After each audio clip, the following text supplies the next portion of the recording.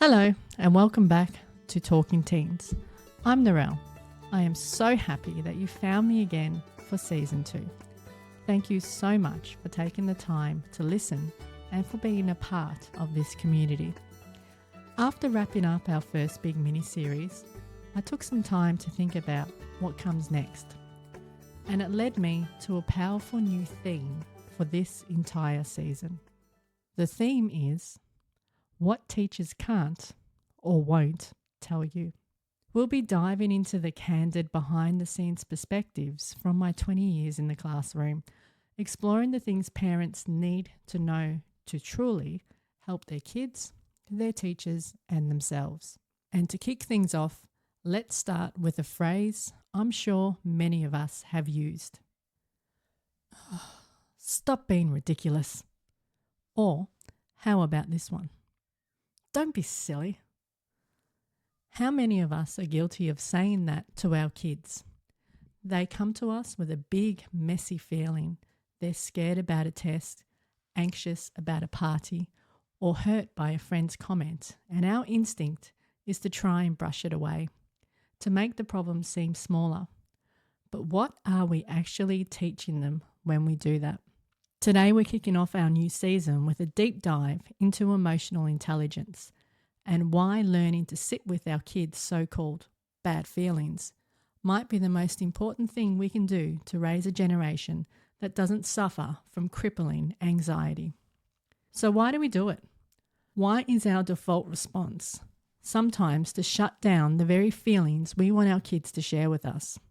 Well, more often than not, it's the automatic response of a parent who is juggling a million things. It's not malicious. It's a completely natural reaction when you're trying to make dinner or you're thinking about a work deadline and your brain is just looking for the quickest way to solve the problem and move on.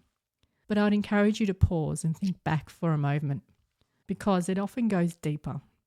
Is a phrase like "don't be silly" an echo from our own past?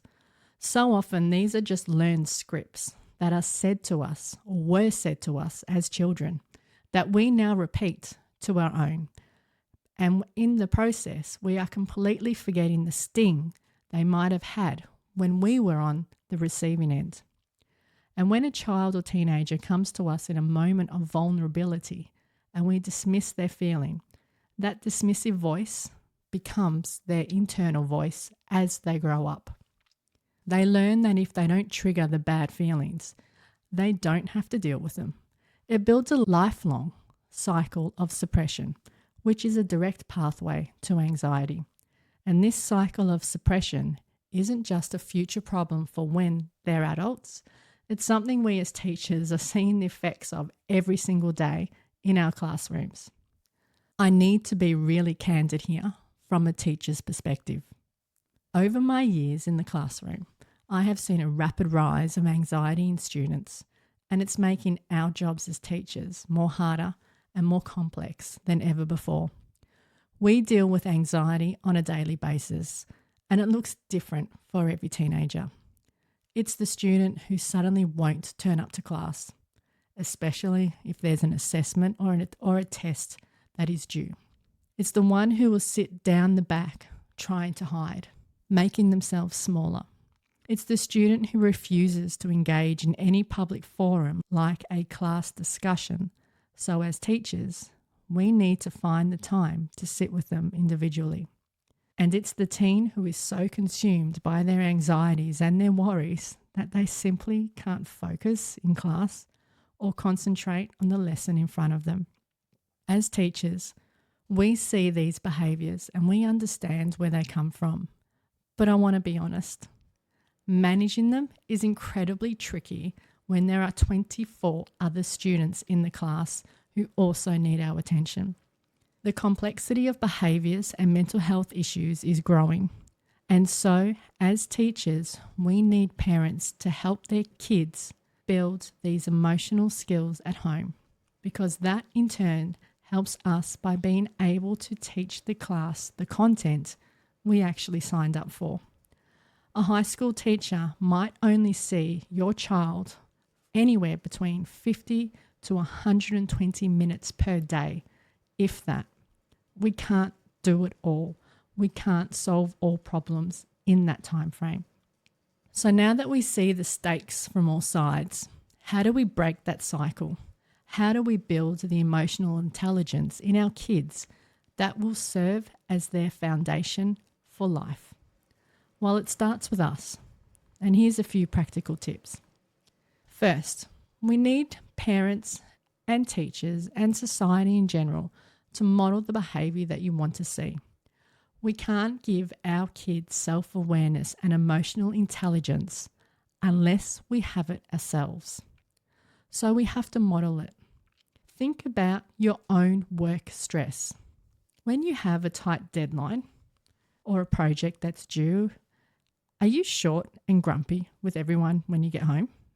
Or do you pause and say, I'm really busy right now, but what you're asking or wanting me to do it's actually important, but can you just give me 10 minutes? I just need to finish this little bit and then you'll have my full attention. That one small act teaches your kid, your teenager, how to communicate their own stress and their boundaries, which directly reflects on how they'll handle challenges at school. And that's the key. It's also how we teach them about anxiety. I always tell my own kids and even my classes, my students, that I get nervous on the first day of school too. All teachers do. It normalizes the feeling and reframes it as a normal part of life that's there to protect you or even kick your butt into gear and get moving.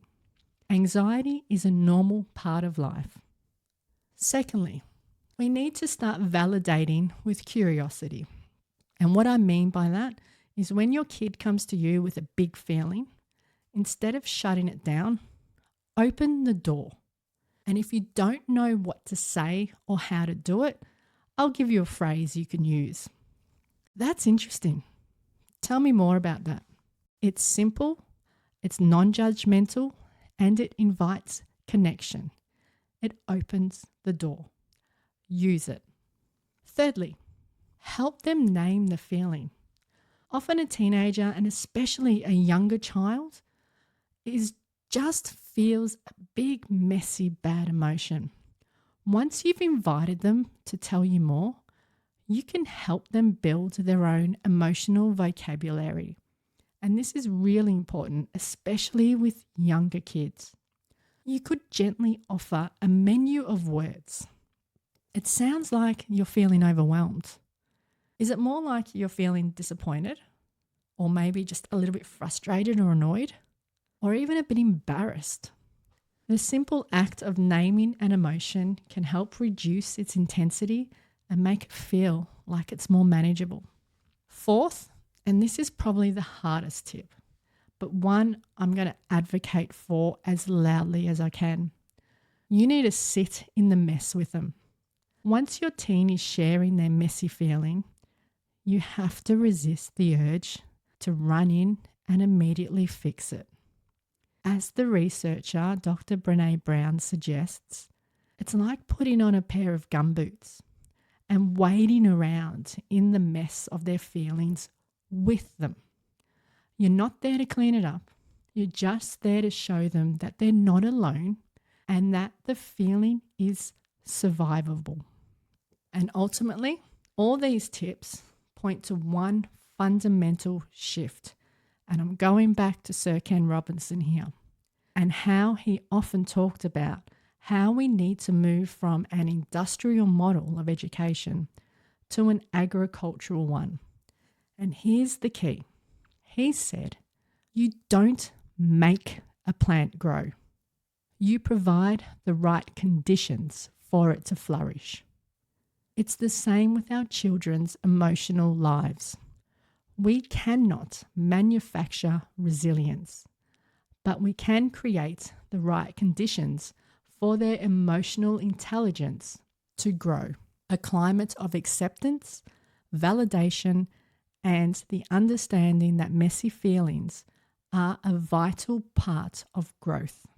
So, the final thought from me for today is emotional intelligence and working through anxiety are not intrinsic traits for most adults, let alone children. They need to be taught and shown how to handle these feelings in a supportive way. And the best way to support them is by supporting yourself first. And what does that look like? It means having the courage to look at your own anxieties and emotional habits. That might mean finally talking to a trusted friend or a professional. It might mean picking up a book, a self-help book that helps you understand your own emotional patterns. It means doing the work on yourself and giving yourself permission to be a work in progress too.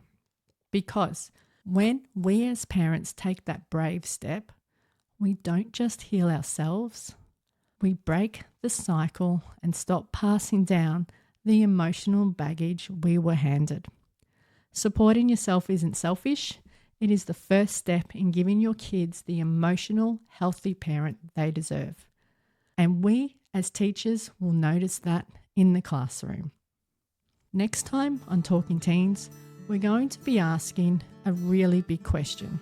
Where does resilience really come from? I'll share things I've seen over my 20 years in the classroom, and I'm going to give you a little bit of a window. A teenager's resilience isn't usually built in the teenage years. It's revealed. You might be surprised to learn that the foundation for how your teenager handles challenges today was actually built years ago. Teachers had nothing to do with it. We'll explore the powerful link between their early childhood and their teenager resilience. Thanks for listening. And until then, remember that focus, connection over correction. This is Narelle, and you've been listening to Talking Teens.